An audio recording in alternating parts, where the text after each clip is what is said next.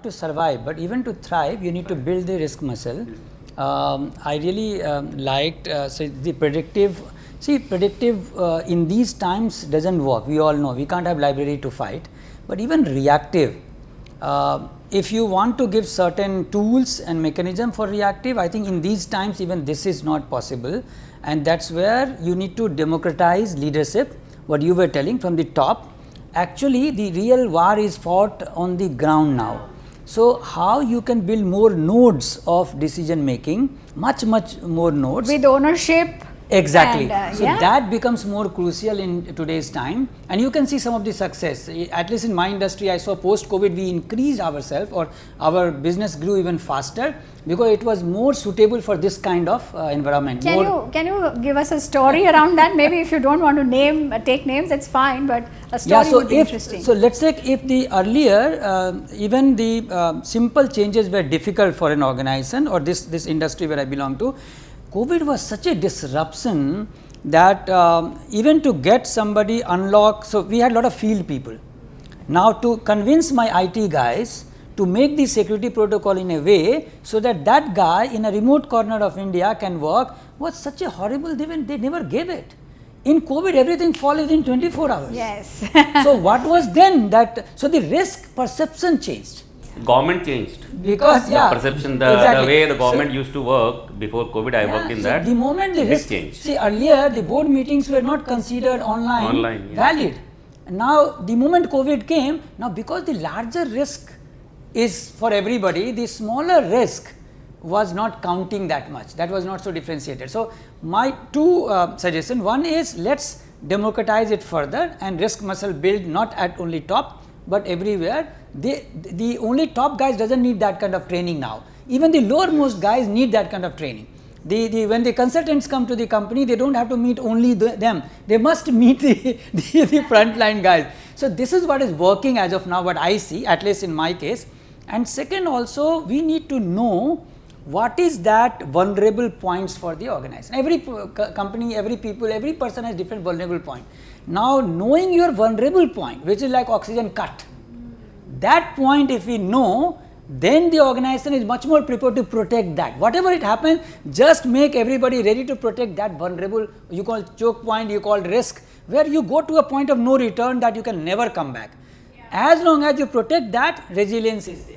Yeah, so it says the chain is the strongest, as strong as your weakest point. Right? So that weakest point, I call it VQ, just like IQ, PQ, SQ. I call it VQ, vulnerability quotient. Even for people, it's very important.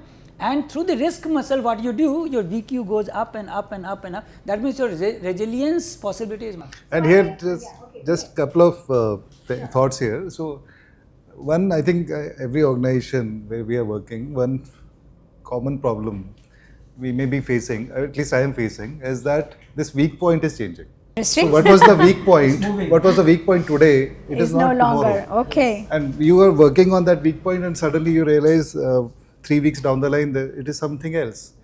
So second is the design cycles of whether we are services company or a product company or brand or anywhere.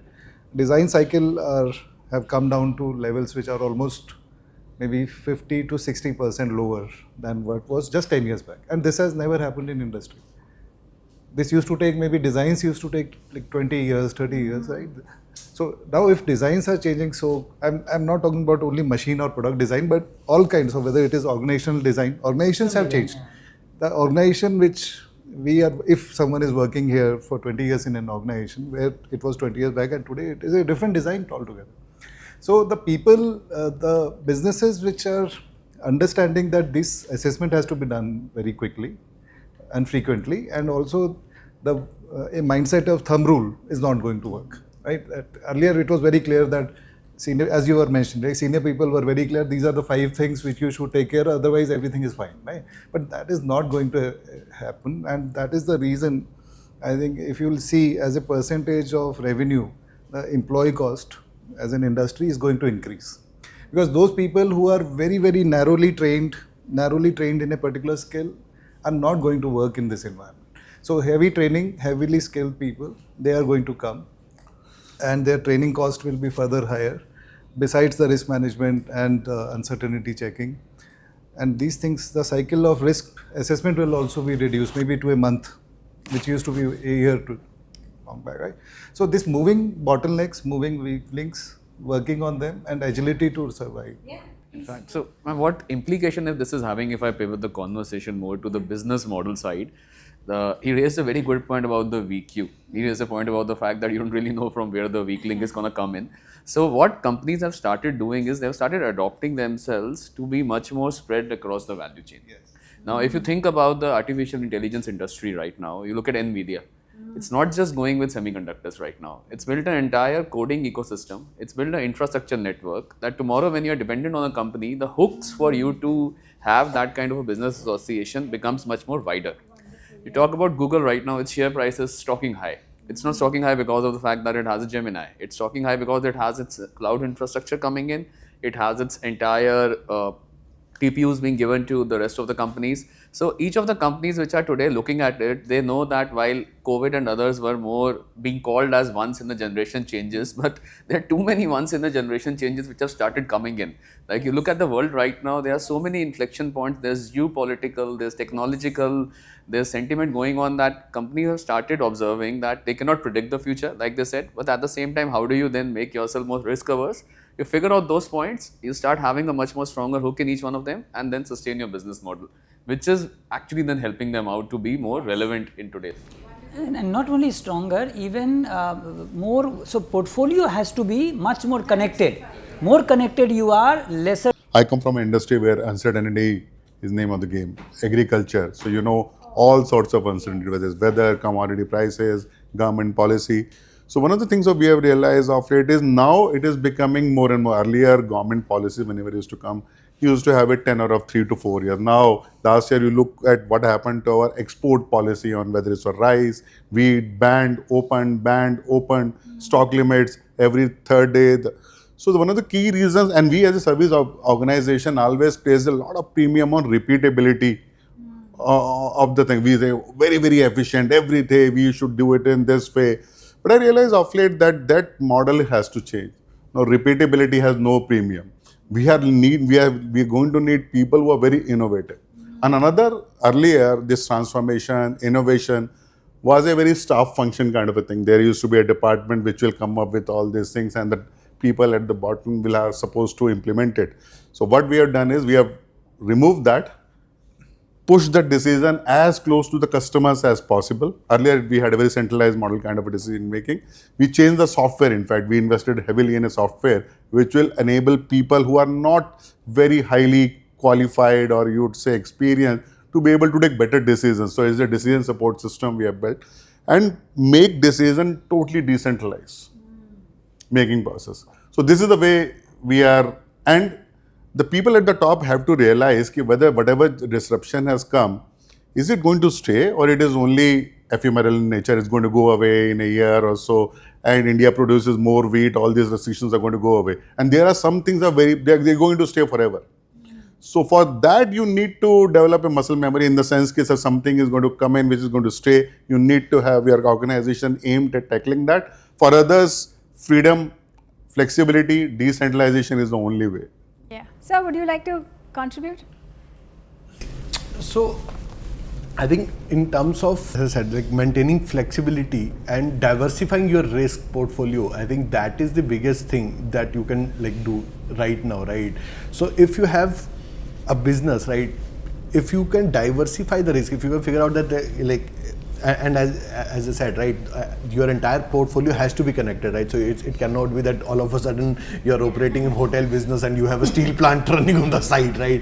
That does not work, right? But if you're running a hotel business and maybe you have something connected to it, that if you know that all of a sudden people stop traveling and stop staying at hotel, if you can still make money out of that, right? So if 4 of your four floors in your hotel building are like sort of office spaces or something, that is how you diversify your risks. That at least like those 4 floors will always work, right? So I will have my like sort of bare minimum covered, and all of a sudden if people stop coming to office, at least my hotel floors will be working. So I think that is where the game has to be. You have to start thinking like that, where you can diversify your entire business risk portfolio that, yeah, if this part of the business stops working tomorrow, and if it will take 30 days for it to like sort of resume, or at least us to react and like sort of protect this, at least another part of the business is still running, it's still functioning, and still generating some income, so that at least from that point of view, I'm covered, that I can cover the cost of those 30 days.